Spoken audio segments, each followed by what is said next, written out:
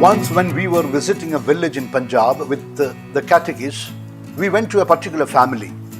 As we neared the house, we could hear the mother shouting at her son, calling him, "Son of Satan, get out of here." When we entered the house, jokingly I asked her, "Is the name of your husband Satan?" By that time, she had already forgotten what had happened just a while ago. Then I told her that I heard her shouting at her son, saying, "Son of Satan, get out of here." Yes, will someone call us children of Satan? What makes someone to call anyone like that? How do we differentiate a child of God from a child of Satan?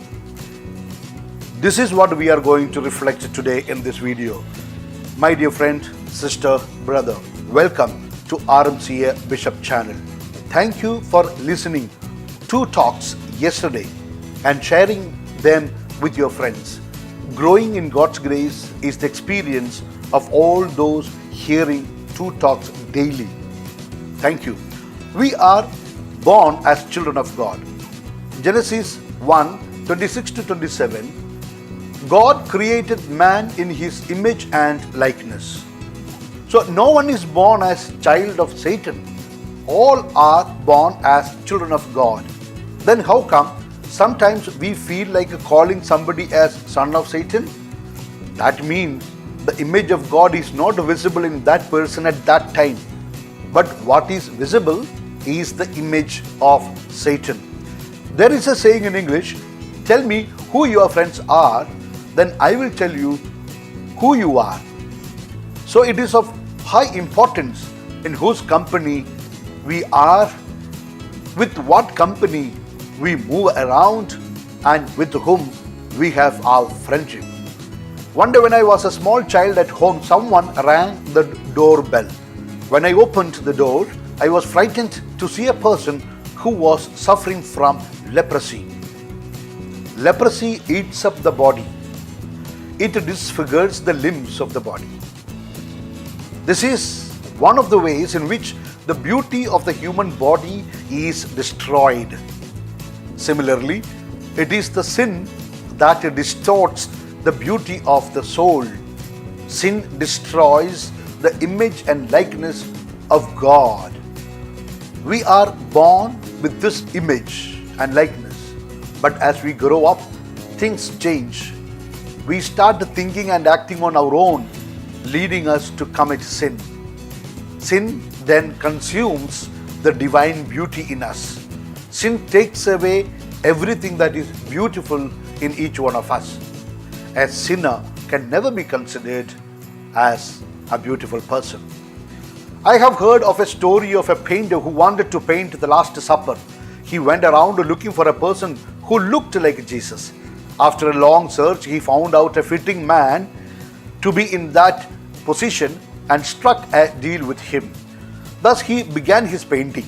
The man was sitting in a particular position as directed by the painter. After some time, this man asked him, "What are you painting?" "Last Supper," he replied, and continued his painting. This man again asked, "Whom are you going to paint in my figure?" The painter, without losing his concentration in painting, said, "Judas." After a while, the painter heard someone sobbing.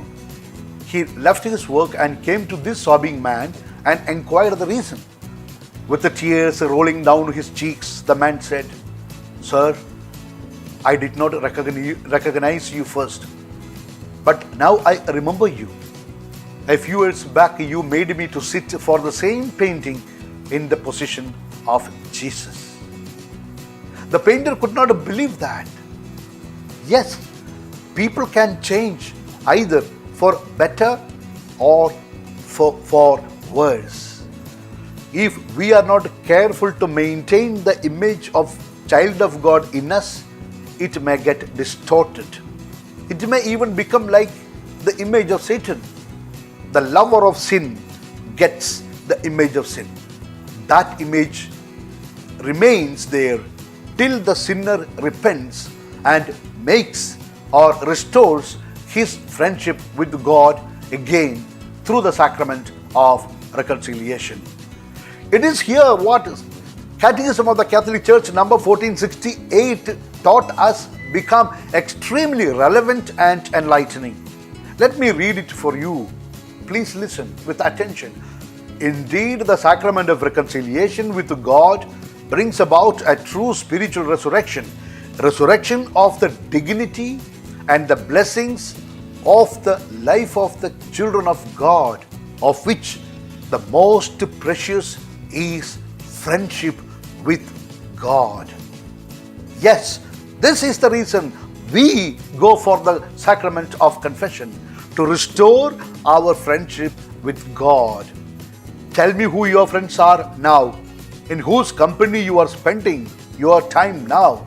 I will tell you whether you are a child of God or a child of Satan. Remember what YouTube channels you are watching. You can know in whose company you are. That will determine your profile. It is by going for the sacrament of reconciliation regularly we are able to maintain our profile as child of God intact. That's all for today, my dear. A soft reminder to all our regular RMCA Bishop channel listeners, please hear any two talks every day. Automatically, the quality of your life will improve as you are experiencing it already.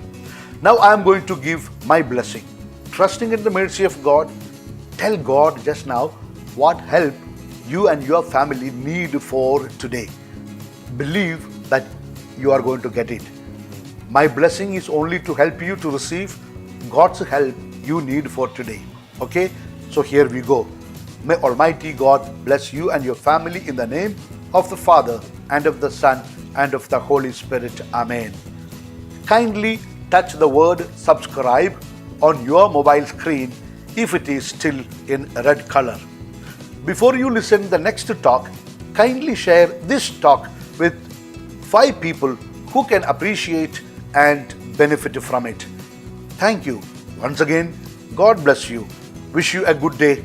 Yours humbly in the mission of the church, Bishop Franco Mulakil.